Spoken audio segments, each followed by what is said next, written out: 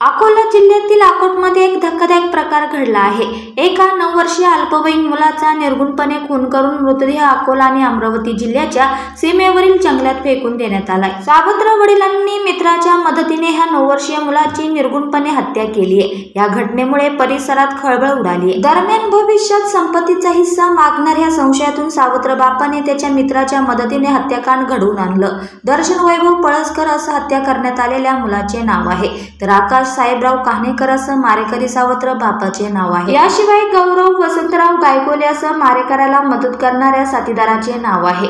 अकोट पोलिसांनी दोघांनाही अटक करून त्यांच्या विरोधात खुनाचे गुन्हे दाखल केले आहे। मिळालेल्या माहितीनुसार 2 जुलै रोजी सकाळी 8:30 वाजताच्या सुमारास कुणालाही न सांगता दर्शन घराबाहेर निघून गेला असल्याची अकोट शहर पोलीस ठाण्यात तक्रार दाखल होती। मुलाच्या बेपत्ता प्रकरणी आईने तक्रार दिली होती। बेपत्ता प्रकरणी तपास सुरू असताना सावत्र वडिलांवर पोलिसांचा संशय आला, कारण अकोट शहरातल्या चौकातील नुकतेच लावण्यात आलेल्या सीसीटीव्ही कॅमेऱ्यात वडिलांसोबत मुलगा जात असताना दिसून आलं होतं। त्यामुळे पोलिसांनी सावत्र वडिलांची कसून चौकशी केली असता त्याने सावत्र मुलाला कायमचं संपवलं असल्याची बाब समोर आली। सावत्र वडील आकाश आणि त्याचा मित्र गौरव ह्या 2 जणांनी दर्शनला दुचाकीवर नेत त्याचा खून केला आहे। त्यानंतर दर्शनचा मृतदेह अमरावती अकोला जिल्ह्याच्या सीमेवरील जंगल परिसरात टाकून दिला।